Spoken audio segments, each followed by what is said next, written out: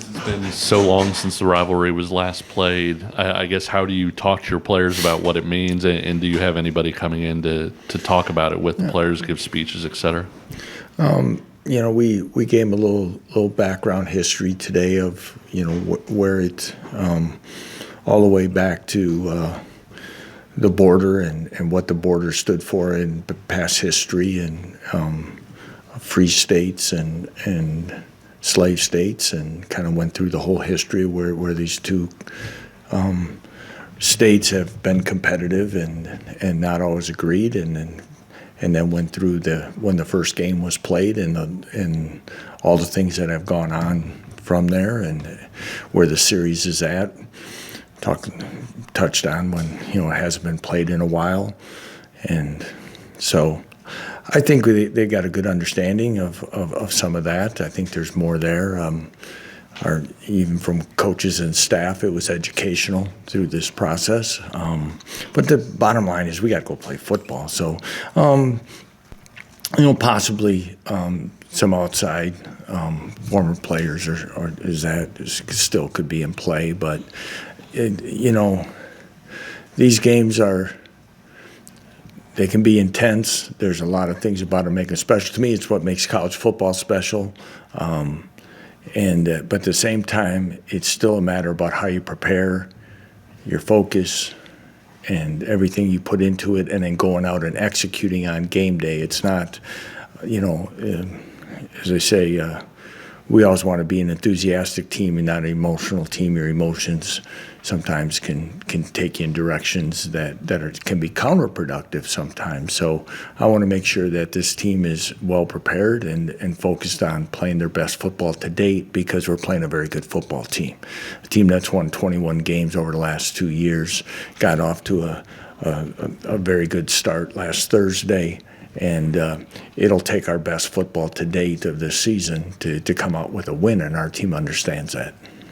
I guess from the football standpoint, what have you noticed about Missouri on tape? Extremely talented. You can see they've done a great job since Coach Drinkwitz has been there as far as recruiting, balancing high school and portal players. They've added nice additions across the board. Height, size, speed, what you'd expect out of a competitive SEC team. The defensive ends are very, it's an excellent defensive line, but defensive ends are extremely twitchy and quick off the edge. The size up front at the D tackle spot, then still very athletic. So again, those things are always going to be challenging. Athletic linebackers, the young man Trotter played at West Virginia last year. We played against him.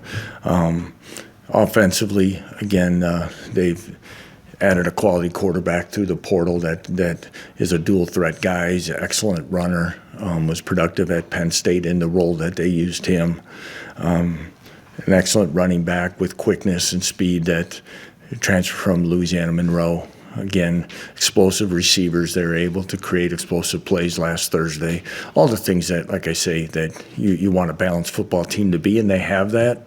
And again, those are the challenges that we have to match. There are a couple games of rotating at those two offensive line spots. What have you seen from those positions and the guys taking part in them? Well, first of all, offensively, last year, I thought we were better interior-wise with our hands. We talked about that in here a lot last week. I thought, again, we were physical. I didn't think we had any holding penalties in the interior line. Last week, the holding calls were on the perimeter.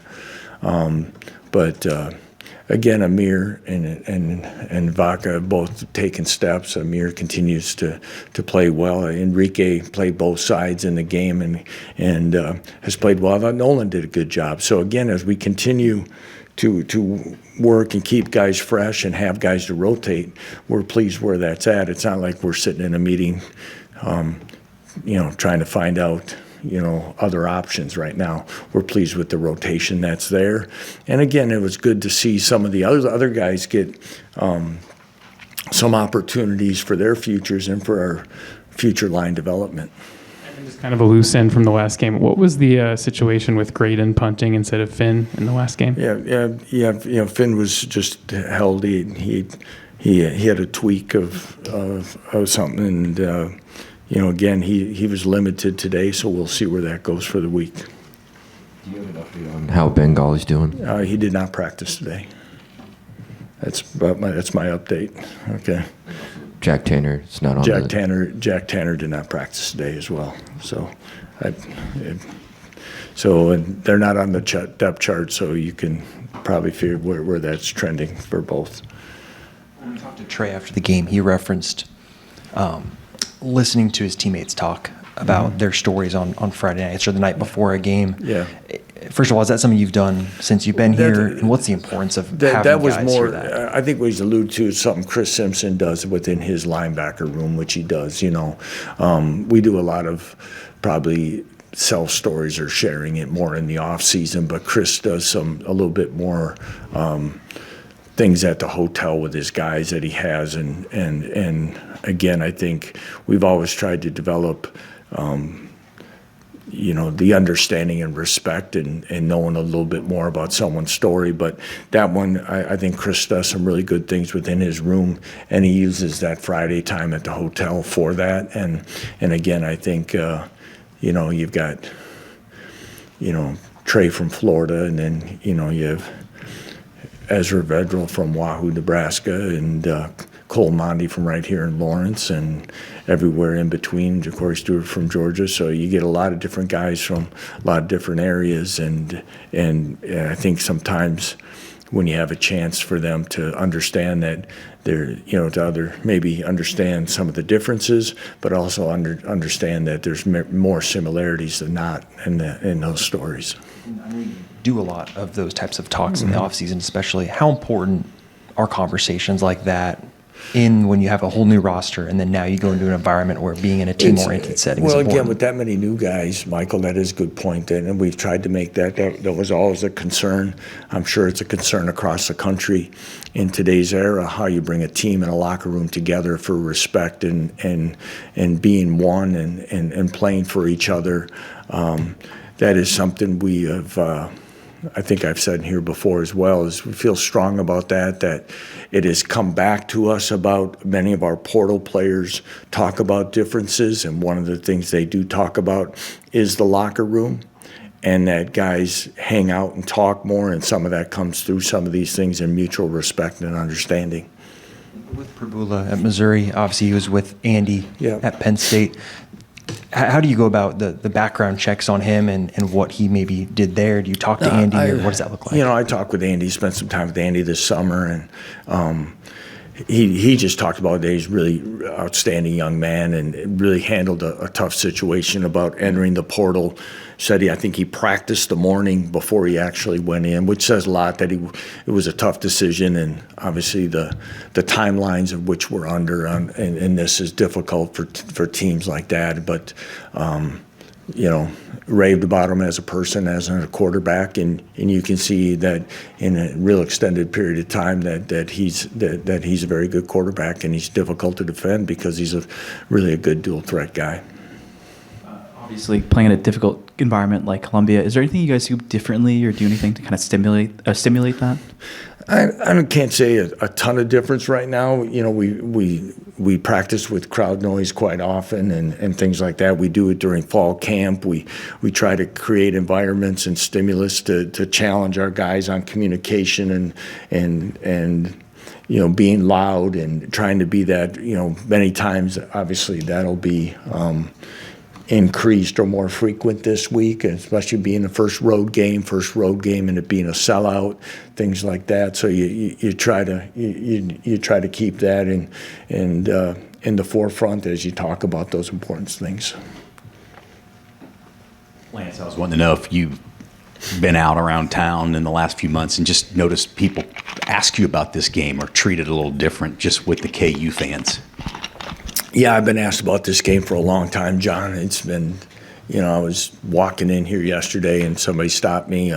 My wife and I were at church yesterday and somebody wanted to talk about it. I didn't know that was the right time to really, when somebody said, kick their butt, but didn't say butt, and it was in church, I didn't really think it was appropriate. But so, I mean, you can tell it's picked up, it seems, ever since, like I said, whether it be through the summertime, whatever, you try to push it off until it's the game week. I guess now we got to address it, right, and ready to go. And you can tell people are excited, and it's good. And like I said earlier, I think that's what makes college football what it is, and things like this. And but again, want it to be done the right way. And we believe in doing things the right way, and competing hard on the field, and have it settled there. Not in a parking lot or in the stands or all those different things that may happen at times. We want to make sure that we're at our best when our best is needed. Lance, you were at Whitewater the last time this was going down, and when Mizzou left for the SEC, and obviously realignment was happening everywhere. Did it register with you what was happening around the country at that time with these types of rivalries? I'm sure you weren't super well versed on any of them. Probably not, Matt. Not to the extent. I heard about this rivalry when I got the job, early that, then it was coming back on the schedule and things like that.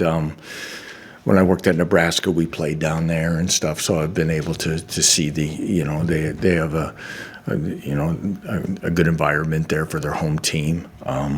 But yeah, probably not as much the first time like a Missouri or a Nebraska leaving the conference as much as probably seeing it this time when Texas and Oklahoma left, and probably being here to really understand some of those different things. But that was probably some of the first steps of this realignment, was probably back around then. And the other night, Jalen said that Devin Neal left him with a pretty long list of what this rivalry is all about. Educated him, gave him the California boy, all that stuff. How much does that help? Yeah. I mean, from those former guys, and obviously you just mentioned maybe you'll have some guys come in this week, but guys that this group actually played with, to hear it from them. And for the game not being played for a while, for a young man like Devin, who's still pretty young, to understand that at his age, Devin did ask if he could come back and play this game. He said it to me walking off the field Friday night, that he goes, "I'll even come back as a walk-on." So I appreciated that. But it's important. It's important to understand some of those things and have some of those feelings and understanding. But to know that, though, it's you hope it just intensifies one's preparation and the things they have to go through, because once the ball is kicked off, you have to go out and play, and there's things that have to be done and executed with precision and effort and strain and physicality, just like it does each and every other week. But I'm sure that any of those extra boosts along the way, our guys will take and take seriously. On the linebacker front, I know we talked to Bill about John, but heading into this season, what were your goals for him? And we think about when he showed up on campus 12 months ago versus now, like how much have you really seen him progress? Well, John's progressed as maybe as much as any guy in this program, and he's just starting to scratch the surface of how good he could be. If you ever could find, you guys find all that stuff anyway, but through the past, if you ever look at a picture of him when he was in ninth grade to what he looks like now, to where he continues to develop, or I should say ninth grade to a senior year of high school, a guy that was more of a corner and a safety, and he keeps moving closer to the ball. He continues to progress, and things that maybe weren't completely natural to him, he's worked extremely hard on, so it has been. It was disappointing that he only had about 11 snaps in the game, because it was really an opportunity with Bengali out for him to really get more work, and that was probably one of the more disappointments of the game.